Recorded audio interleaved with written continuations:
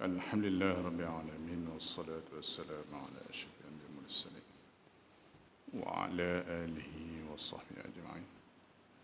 Subhanaka la ilma lana illa ma 'allamtana innaka antal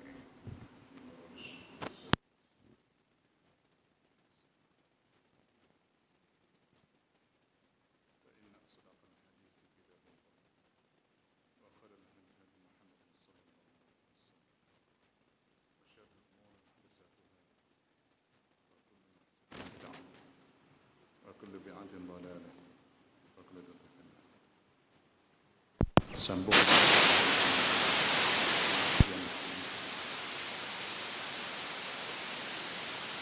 ulama sepakat membahagikan hadis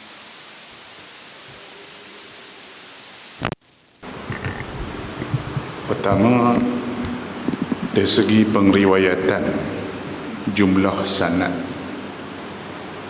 yang kedua dari segi syarat hadis itu diterima atau tidak. Dari segi riwayat, ulama membagikan hadis kepada dua. Satu dipanggil mutawatir, satu lagi dipanggil ahad. Mutawatir maknanya rawahu jam'un, diriwayatkan oleh ramai, yang mana yang tak masuk akal jumlah itu boleh berpakat untuk menipu.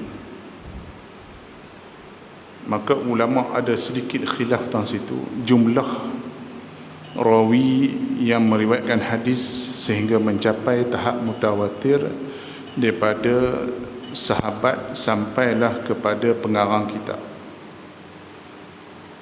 Ada yang mengatakan sekurang-kurangnya 7 sahabat meriwayatkan hadis itu, 7 tabi'in meriwayatkan pada 7 sahabat, 7 tabi'un tabi'in meriwayatkan pada 7 tabi'in dan sebagainya. Ada yang mengatakan 10, ada yang kata 15, ya. Tapi sebenarnya jumlah itu agak sukar untuk kita dapat. Jumlah 7 sahabat untuk riwayat satu hadis itu agak sukar. Bukanlah maksud hadis itu tidak didengari oleh sahabat lain. Macam kita sebut hari itu bahawa majoriti yang riwayat hadis itu bukan 4 yang utama yang kita tahu, Abu Bakar, Umar, Osman, Ali. Bukan mereka ini yang 4-nya. Adalah sikit-sikit daripada Umar, sikit-sikit daripada Ali, tak banyak. Yang banyak Abu Hurairah, Ibnu Mas'ud, Abu Sa'id Al-Khudri, Jabir dan sebagainya. Maka ulama pun jadi perbahasan, kenapa tidak ramai sahabat besar riwayatkan hadis. Maka ada conclusion daripada ulama mengatakan bahawa mungkin disebabkan sahabat besar ni tak berani nak riwayatkan hadis, takut. Satu. Yang kedua, mereka sibuk dengan masalah politik. Mereka naik Abu Bakar bila Rasulullah wafat jadi khalifah, begitu pula Umar jadi khalifah, kemudian naik Osman, jadi tak ada masa untuk menyampaikan ilmu, sibuk dengan pentadbiran negara. Itu pandangan yang kedua. Pandangan yang ketiga menarik perhatian saya. Saya tanya pada guru saya, Maulana Hussein.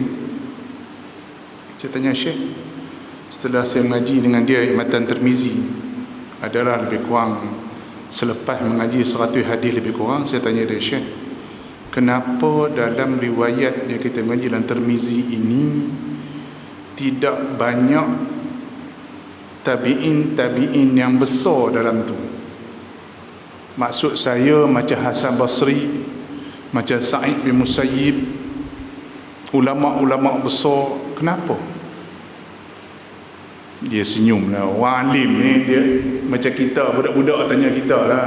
Kita jadi pak, kita tahu anak kita bodoh, macam tu lah. Tok guru dia tengok kita tanya, dia tahu kita tu bangang, lepas tu dia gelak, dia senyum. Dia tahu kita bodoh. Tak apa dah, kita terima dah kita bodoh, lepas tu kita tanya. Dia kata, hantar perhati tengok, dia kata ada tak ulama besar dalam tu, dia tanya. Ada tak nama Syafi'i dalam Tentang Tirmizi? Ada tak nama Imam Malik dan Tirmizi? Ada tak nama-nama dia Sufyan Sauri, Nakhai, Auza'i dan sebagainya? Saya kata tak ada, tuan. Macam mana boleh tak ada? Tuan-tuan dengar baik-baik. Kata Maulana Hussein, saya mengaji dengan dia, dia kata ulama-ulama hadis yang bubuh hadis dalam kitab-kitab dia tu ialah hadis-hadis yang ditakuti hilang. Adapun hadis yang diriwayat oleh ulama besar macam Syafi'i, macam Imam Malik, munasabah tak ada hadis riwayat Imam Malik dalam Matan Tirmizi. Tuan-tuan cari dalam Matan Bukhari tengok ada Imam Malik riwayat hadis. Sedangkan Imam Malik ulama besar daripada hadis, Imam Syafi'i ulama besar daripada hadis. Saya kata kenapa mereka tak ada nama? Kata Maulana, dia kata ustaz, dia kata ulama-ulama macam Tirmizi ni dia kumpul hadis yang tak popular. Hadis yang diriwayat oleh Syafi'i, riwayat Imam Malik, hadis tu ulama ada hafal merata dah. So tak perlu bubuh dalam kitab. Macam tu.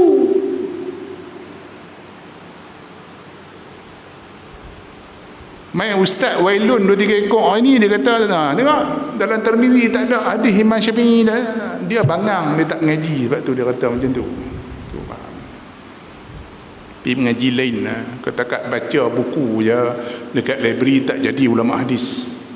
Syarat ulama hadis mesti mengadap guru sanadan wa matanan ila Rasulillah sallallahu alaihi wasallam. Tu syarat dia jadi ulama hadis.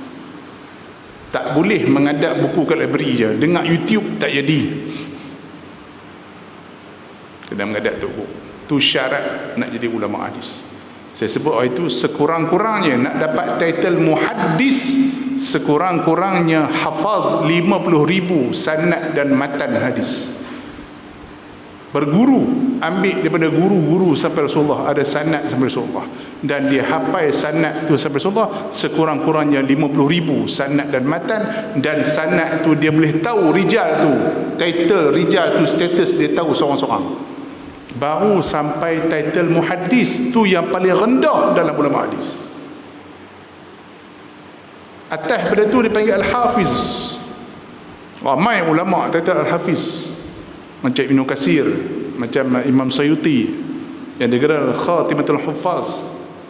Dalam mazhab kita Syafi'i, Imam Sayuti dianggap sebagai Khatimatul Huffaz, ulama Al-Hafiz yang terakhir muncul dalam dunia ni, yang hafal lebih 100,000 hadis. Sayuti hafal 200,000 lebih hadis sanad dan matan, ambil daripada guru sampai Rasulullah 200,000. Dan dia tahu rijal tu, rawi tu dhaif ke tidak, dia tahu, dia boleh cek seorang-seorang.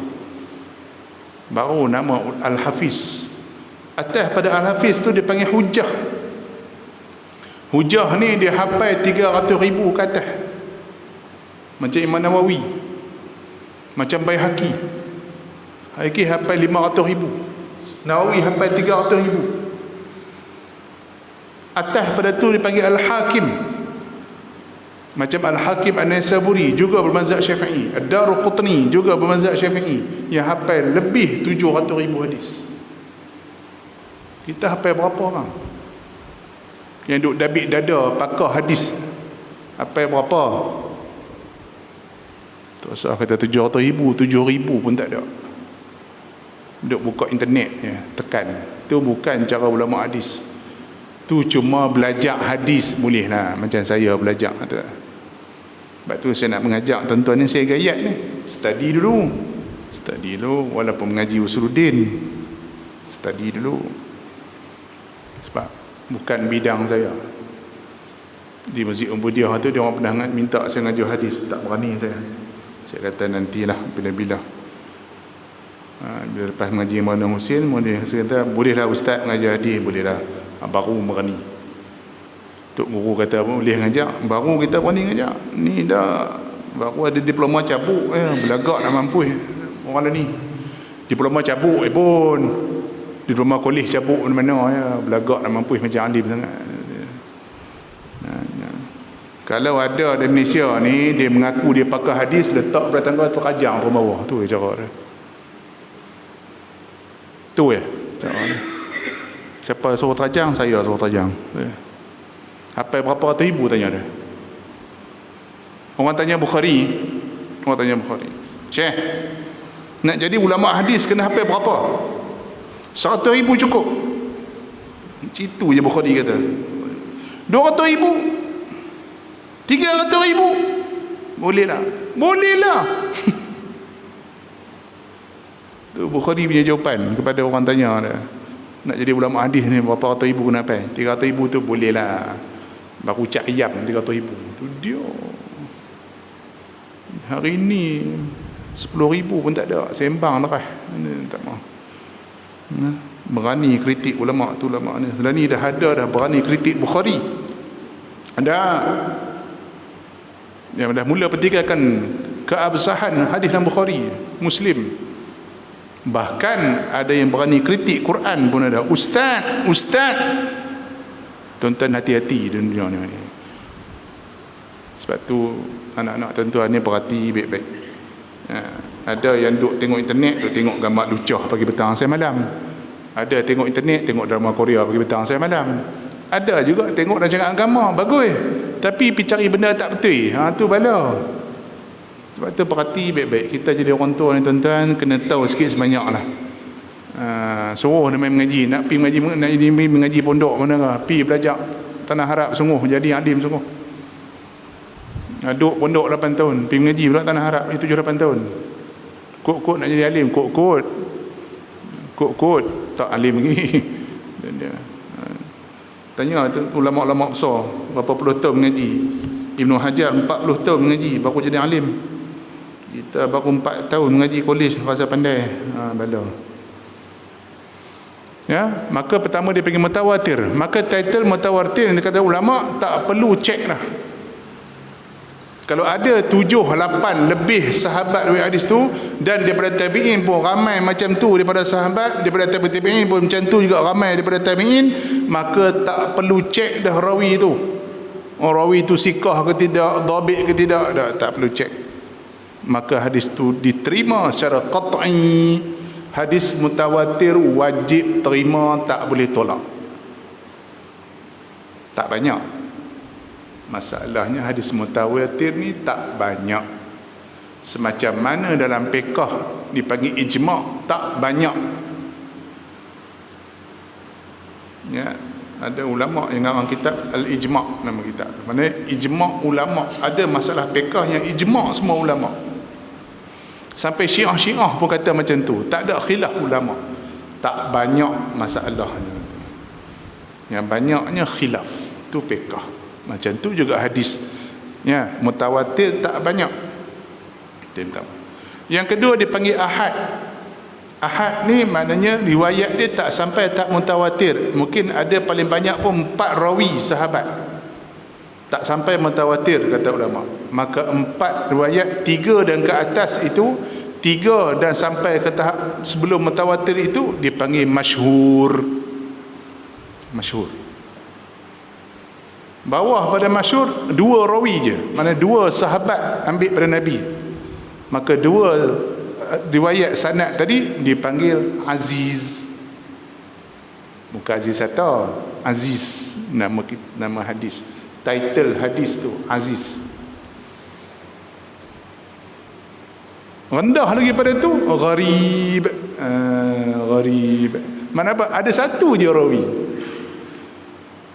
Hadis yang popular tapi satu je rawi dia, hadis innamal a'malu binniyat wa innamal likulli imri'in ma nawa. Hadis tu riwayat oleh Sayyidina Umar sendiri. An Abi Hafsin Umar Al-Khattab radhiyallahu anhu. Adakah Umar seorang je dengar hadis tu? Dah, ada sahabat lain yang dengar. Tapi kenapa? Mungkin dia yang paling kuat riwayat dia mungkin hilang sebagainya. Maka hadis tu jadi title dia gharib. Walaupun gharib tapi sahih. Imam Bukhari riwayat dia tu, Imam Muslim riwayat tu, Nawawi sokong hadis tu. Ramai ulama terima hadis tu. Maka hadis tu sahih walaupun satu sanad sahaja. Bahkan menurut mazhab kita Syafi'i, hadis yang sahih satu sanad itu lebih baik, kata Syafi'i, berbanding 1000 orang yang bukan hadis. Kata-kata Syafi'i itu diucapkan bagi menolak pandangan Imam Malik rahimahullah. Siapa Imam Malik? Tok guru beliau. Imam Malik itu siapa? Tok guru Imam Syafi'i. Sebab dalam mazhab Syafi'i, mazhab Malik, selain daripada Quran, sunnah, hujah bagi beliau ialah qaul ahli Madinah. Sebab Malik duduk kat Madinah sampai wafat, tak keluar pada Madinah. Punya sayang beliau pada Madinah, sebab tak perlu keluar, sebab duduk di Madinah masa zaman tu ramai sahabat, anak cucu sahabat yang duduk di Madinah. So menurut Imam Malik, segala perbuatan ulama-ulama ataupun ahli-ahli tabi'in, tabi'in di Madinah itu dianggap sebagai hujah dalam mazhab beliau. So kalau bertembung ahli Madinah dengan satu hadis gharib, Imam Malik terima qaul ahli Madinah bercanggah dengan hadis gharib. Sebab hadis gharib pada Imam Malik tak kuat, sebab ada satu sanad saja. Imam Syafi'i kata no, walaupun satu sanad saja, kata Syafi'i, sebab ini qala Rasulullah, ini bukan Rasulullah, itu mungkin amalan anak cucu sahabat yang tidak dianggap hujah oleh Imam Syafi'i rahimahullah. Maka sebab tu berlaku khilaf dalam fiqh. Contoh, jangan pelik, hari ni ada orang celupa mulut. Dia kata Imam Malik tu fatwa ijtihad lain daripada orang lain sebab tak jumpa hadis. Imam Abu Hanifah dia ijtihad, bercanggah dengan ulama lain pasal tak jumpa hadis. Kepala otak dia biabak dekat macam tu. Kalau ada ustaz cakap macam tu kat tuan-tuan, letak pada tangga, terajang turun bawah, terajang. Dia tak ngaji, sembang je kemas.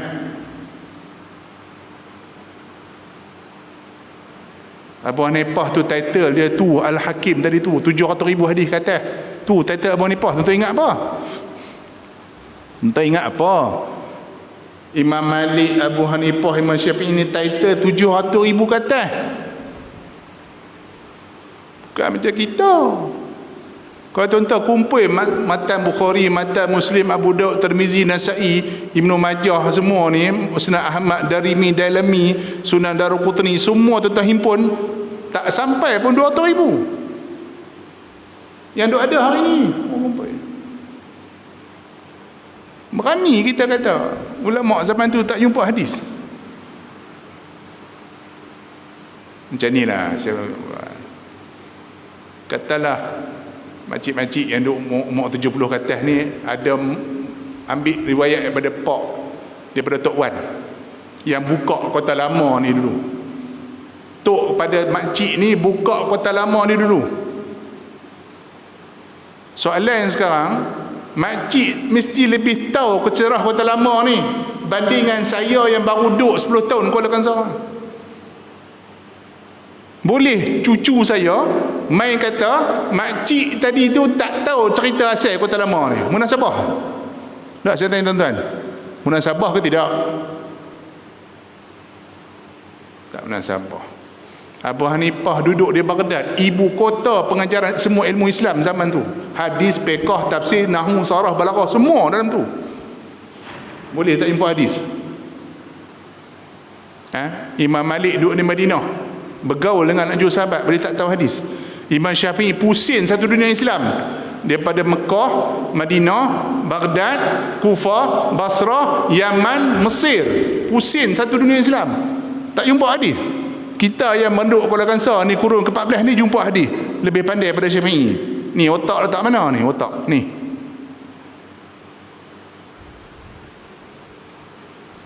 Tuan-tuan, hari ni ramai dia satu psikologi ni nak tunjuk kita pandai, kita belim orang lain, kita tunjuk kita pandai gitu. Hari ni belajar di universiti, saya belajar universiti, jadi pensyarah universiti, kata buat research. Contoh saya nak buat, saya pergi cari dalam Musnad Syafi'i itu saya buat hadis-hadis rijal hadis yang bermasalah dalam Musnad Syafi'i. Saya pun katalah saya jumpa 50 hadis yang ada masalah dalam Musnad Syafi'i. So saya pun kata, saya pun mengatakan bahawa Syafi'i tidak amanah dalam meriwayatkan hadis semua. Sedap je tibai ulama. So orang tu, hebat Ustaz Raif, boleh condemn Syafi'i. Best dapat PhD. Soalan saya tanya, boleh tak saya buat kitab macam Syafi'i tu buat? Tuan-tuan pergi kumpul ulama dunia hari ni, pergi buat satu kitab hadis macam Musnad Ahmad buat, Imam Ahmad buat. Buat satu hadis, kitab hadis macam Bukhari buat. Buat satu kitab hadis macam Imam Syafi'i buat. Kalau boleh buat. Tak payah banyak Muwatta', tak banyak hadis, 700 hadis dalam Muwatta', 700 je. Buat macam Muwatta' kalau boleh. Berapa lama Imam Malik buat Muwatta'? Tak lama, 30 tahun baru siap. Sejarah. Malam last sebelum dicetak kitab Muwatta' tu, sebelum diberi kepada umum kitab Muwatta' tu, Imam Malik munajat dulu malam tu. Munajat pada Allah Ta'ala, dia letak satu bekas hayur. Orang ni tak mau dengar cerita macam tu. Cerita ni dongeng lah. Ni orang ni, orang hajar, orang ulama. Dia ingat Imam Malik tu baca pak menakan dia, ingat. Imam Malik munajat pada Allah Ta'ala, dia ambil Muwatta' tu. Tuan-tuan tahu tak kitab dulu macam mana? Tuan-tuan pernah tengok tak kitab-kitab lama macam mana? Kecil ke besar? Besar tebal-tebal itu kitab lama dengan kulit keras, berat tebal-tebal itu. Saya yakin Muwatta' Malik masa tu tebal ini mungkin. Yang sekarang ni tebal itu je. Kalau Syarah Sayuti Tanwirul Hawalik itu lebih kurang tebal itu. Tak tebal. Tapi kalau zaman Imam Malik tu mungkin tebal itu kitab dia. Dia ambil kitab tu. Dia ambil satu besin bekas hayur. Dia kata, ya Allah, kalau kitab ini manfaat kepada umat selepas aku dan aku ikhlas dalam mengarang ni, janganlah bagi basah kitab ni. Dia ambil kitab letak atas hayur. Terapung kitab tu atas hayur, kak tak basah kitab tu. Tuan-tuan ambil kitab sekarang pergi buah atas hayur, kak bang, pergi ambil satu kitab pergi buah atas hayur nak. Dipanggil pensyarah universiti hari ni yang dok condemn ulama dulu ni, pergi ambil tesis PhD cabuk dia tu, pergi buah atas hayur, tengok tenggelam ke tidak. 2-3 ulama saya dengar riwayat macam tu. Pertama Imam Malik, yang kedua yang karang kitab Nahu yang terkenal tu, Ujurmiyah. Lepas dia karang Ujurmiyah tu, dia kata, ya Allah Tuhanku, kalau kitab manfaat pada orang, manfaat kau tidak, biar lain ikut pergi. Dia pun letak atas hayur. Elok tak basah dakwat tu. Dakwat dulu, dakwat tulis tu dakwat kembang kak. Kalau kena hayur confirm kembang. Tak, elok je. Dunia punya berkat ulama dulu kata. Sampai hari ni kita baca Ujurmiyah. Mana pondok tak baca Ujurmiyah? Mana dunia Islam tak baca kitab Muwatta'? Seluruh dunia Islam baca Muwatta'. Walaupun dia bukan mazhab Syafi'i. Imam Suyuti bermazhab Syafi'i, boleh syarah kitab Muwatta' Imam Malik. Pasal apa? Menghargai alim dulu, ulama dulu. Kumpulkan kitab. Kita hari ni celupa, orang hajar banyak. Dia rasa dia pandai. Baru ada software Maktabah Syamilah, rasa pandai dah. Alim semua. Boleh takrih hadis pakai internet, rasa pandai. Semua ni ustaz cak ayamnya kak, bukannya ulama. Ulama dulu hafal dalam kepala. Hafal. Syekh saya bukan setakat hafal Quran sunnah, nahu, kitab, syarah, hafal dalam kepala. Astagfirullahaladzim. Guru saya di Mesir ngajar, saya mengaji dengan dia. Saya mengaji Qurtubi tu, tafsir Qurtubi. Kami usunglah kitab, beli kitab, pergi cari. Ya, paling murah satu 80 junih. 10 jilid 80 junih, murah meno kitab masih beli. Bawa. Ngaji, Syekh buta. Dia penggelak. Tak ada apa tok guru langsung. Kita hari ni kalau boleh ngajak tafsir kat, itu dia saban, Masya Allah, tabarakallah, jubah mungkin besar. Ngajak tafsir Qutubi bang, antara tafsir yang paling hebat dalam dunia Islam. Saya mengaji dengan Syekh tu, gelak. Kami baca, dia tukang betul, dia buta. Dia tu buta, kitab tak ada ke depan. Kita ni celik, kitab depan baca, dia tukang betul. Salah. Maksudnya apa bang? Macam mana dia boleh betul? Dia hafal 10 jilid Qurtubi tu dalam kepala. Ya ni salah tu. Salah. Bukan salah banyak, salah sikit pun dia tahu. Dia rupa macam menjaga masjid. Tak ada rupa tok guru langsung. Allahu Akbar tuan-tuan. Saya lepas tu saya rasa Allah, insaf sungguh. Rasa bodoh betul kita jumpa orang alim macam tu. Tak ada rupa tok guru. Qurtubi 10 jilid dalam kepala. Quran ni senyumnya qiraat, 10 qiraat dalam kepala, relax ya, orang tebuk relax. Kita baru hafal 8 juzuk, kembang dah 8 juzuk tu pun tebuk sikit-sikit silap, sebut sikit silap. Allahu akbar kabira. Okey, daripada masyhur aziz gharib ni turunnya 3 kategori hadis. Pertama, sahih, tu yang paling tinggi, sahih. Maka kata ulama, hadis sahih yang paling tinggi kata ulama, mattafaqa alaihi syaikhan, hadis yang sepakat Bukhari dan Muslim kata hadis itu sahih. Tambah-tambah pula 4 sunan lagi kata sahih. Kalau tuan-tuan baca hadis, baca kitab, tulis itu rawahu sittah. Hadis itu diriwayat oleh 6 ulama hadis. Maknanya Bukhari, Muslim, Abu Daud, Tirmizi, Nasai, Ibnu Majah. Itu hadis yang cukup kuat. Kalau tak ada 6 tu, Bukhari dan Muslim cukup kuat. Tak ada bawah tu lagi, Bukhari riwayat hadis tu, Muslim dah kuat dah. Bawah lagi pada tu, Muslim riwayat hadis tu, boleh nak? Bawah daripada tu, empat ulama tadi kata sahih. Tirmizi kata sahih ke, Abu Daud kata sahih, boleh kakak.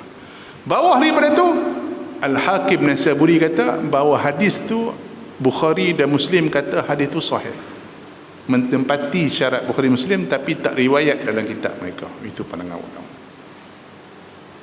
So nak bicara sahih tak sahih ni pun berat.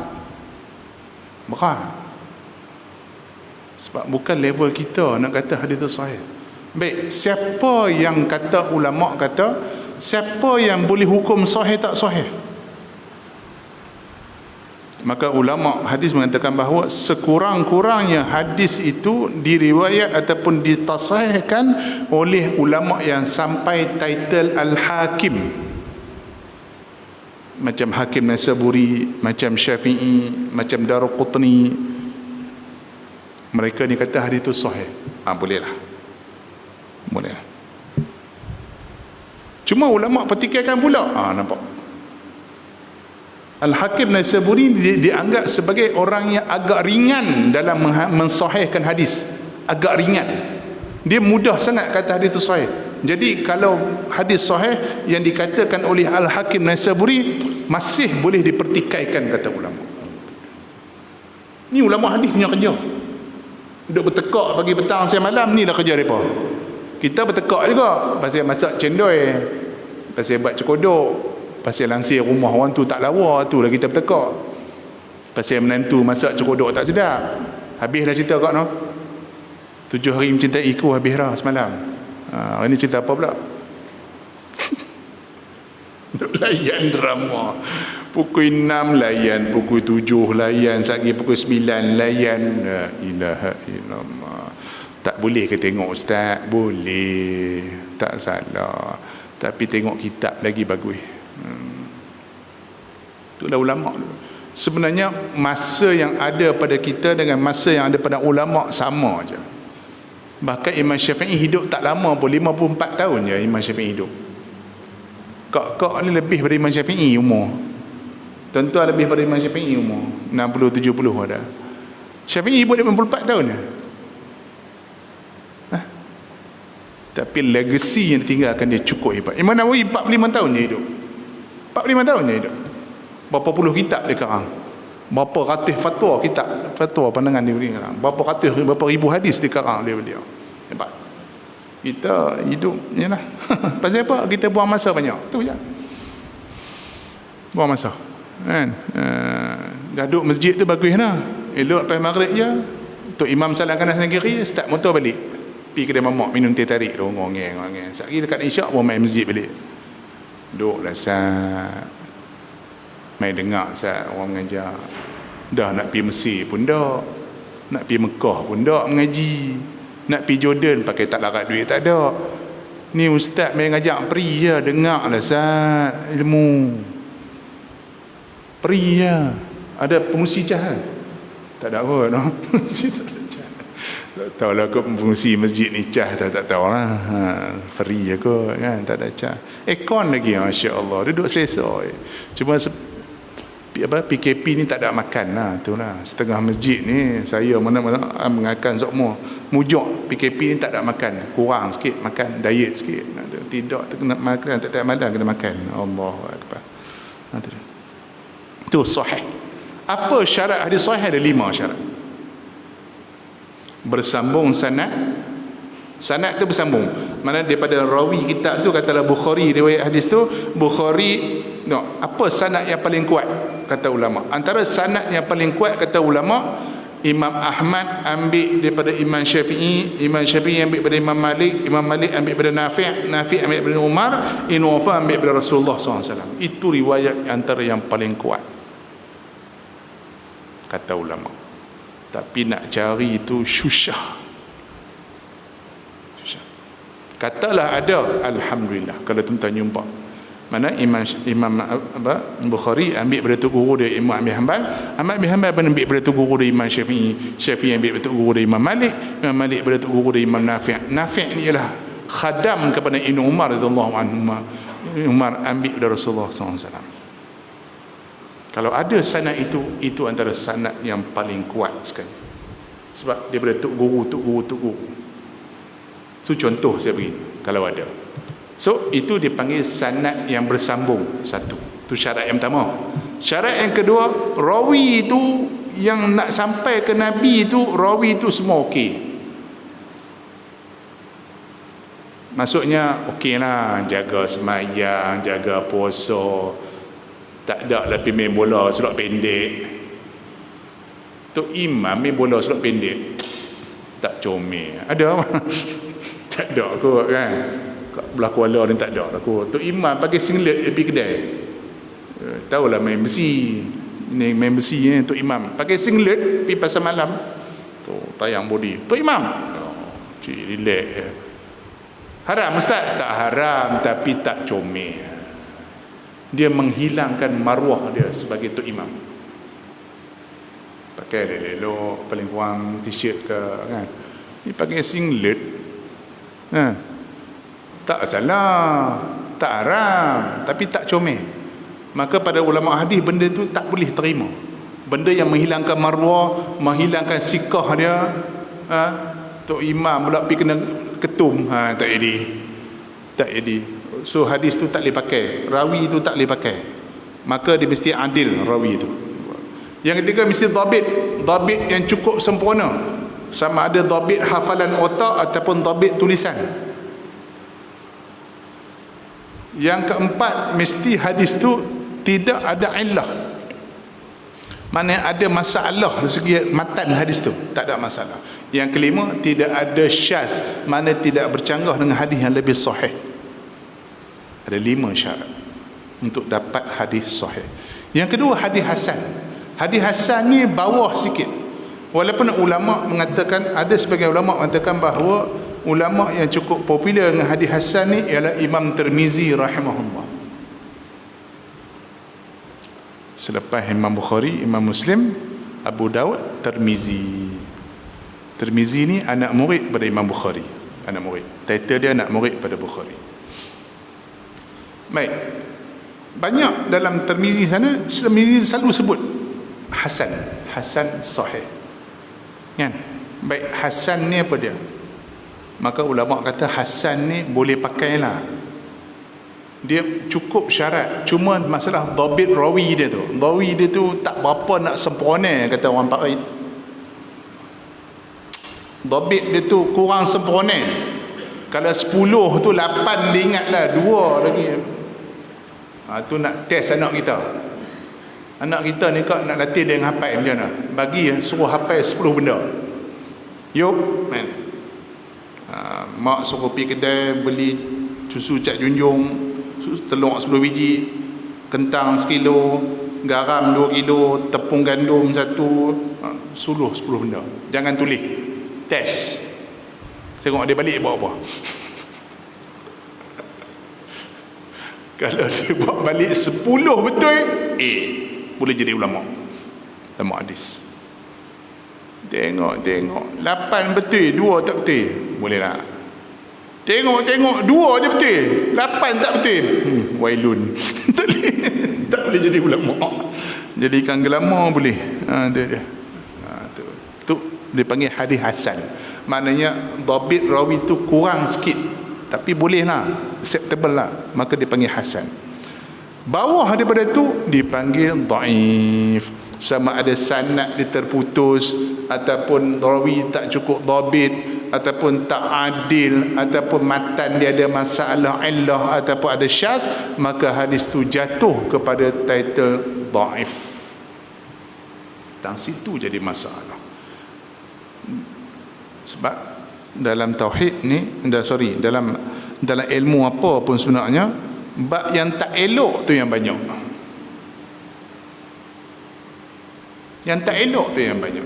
Contohlah, kan, kita belajar apa? Tauhid. Saya minta seminit ni. Awal insya-Allah. Dia 8:40. Seminit. Banyak orang berfikir, kenapa tauhid ni susah sangat nak mengaji? Susah sangat kena isbatkan Tuhan. Siapa yang nak kena hafal tu ni, hafal ni? Saya kata tak, bang. Saya kata tak perlu tahu untuk kenal Tuhan. Kalau tuan-tuan boleh faham qul huwallahu ahad, Allahus samad, cukup. Lam yalid wa lam yulad wa lam yakul lahu kufuwan ahad, cukup. Tuhan tak sama makhluk, Tuhan tu satu, cukup. Habis apa yang masalah sangat ustaz ni tauhid ni? Sebab ada masalah. Tuan-tuan bertanya doktor, tuan tanya ulama, dalam mengajar ni yang susah mengajar yang betul ke mengajar yang salah? Hak salah tu susah banyak, hak betul sikit je. Tu doktor tu, kau takat cerita anatomi, dia boleh cerita A to Z. Cerita anatomi pun tak tahu nak apa dah. Ustaz ni anatomi nak tahu apa. Cari kak pergi kedai mamak, kedai apa kat Kuala tu, cari buku medik anatomi. Dia cerita bab tulang, cerita bab orat, cerita bab masa, cerita bab semua sistem ada itu. Semua doktor hafal tu, wajib hafal. Sekali baca pula biochemistry, ubat tu, ubat ni, semua doktor hafal. Tak mana medik ni susah nak tahu penyakit. Ni COVID yang baru main ni, satu dunia doktor penin nak cari ubatnya no. Penin dekat setahun tak jumpa. Amerika penin, Rusia penin, China penin, Malaysia lagilah penin, tak jumpa ubat. Macam tu juga ilmu. Cerita bab sahih senang, cerita bab hasan senang. Nak cerita bab dhaif tu yang paling payah, sebab banyak. Ada yang sana dipanggil maqtu', ada panggil munqati', ada panggil mu'allaq, ada panggil mursal, ada dipanggil apa mudallas pula, ada mudallas matan, ada mudallas syuyukh. Nak cek pula tu. Macam mana yang kata rawi tu tak tabik, tak mana. Tak mana kata rawi tu tak sikah, tak mana. Tu. Hak tu yang payah dalam ilmu hadis, nak tahu hak dhaif. Cerita bab sahih senang. 5 syarat cukup. Hasan ada 5 syarat boleh tahan jalan. Nak tahu dhaif tak dhaif tu, tu pecah pada.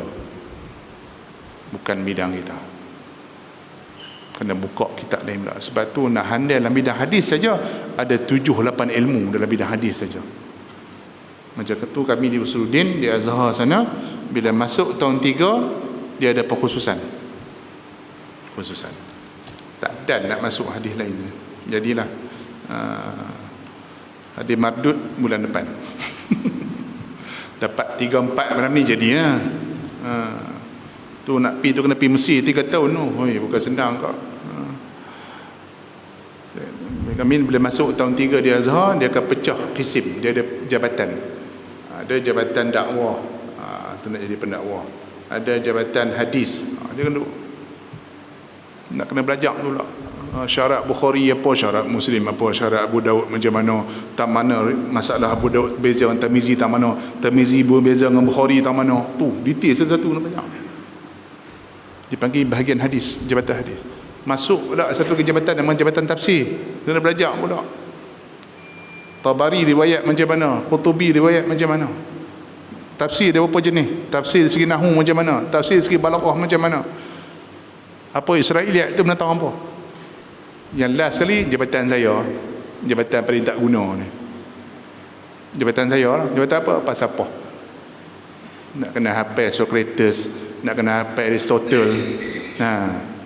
Siapa nak terang kepala otak, tengah ni terang ni, bini duk tengok, abang atas terang dah. Kalau ikut Aristotle terang terus, tak ada langsung pada orang. Tu nak kena hafal satu-satu. Tu paling tak guna sekali. Ikut tuan-tuan ada anak pergi Mesir pun tak usah ambil lah bidang tu, buat pening kepala otak, jenuh. Balik Malaysia bukan orang nak mengaji pun. Siapa nak mengaji mantik pasal apa? Tak siapa nak mengaji. Sudah dah mengajak hadis juga macam ni. Tu dah. Pergi ambil tafsir ke hadis ke bagus insya-Allah. Bismillahirrahmanirrahim. Alhamdulillah. Allahumma rahmina wa haqqa wa batil.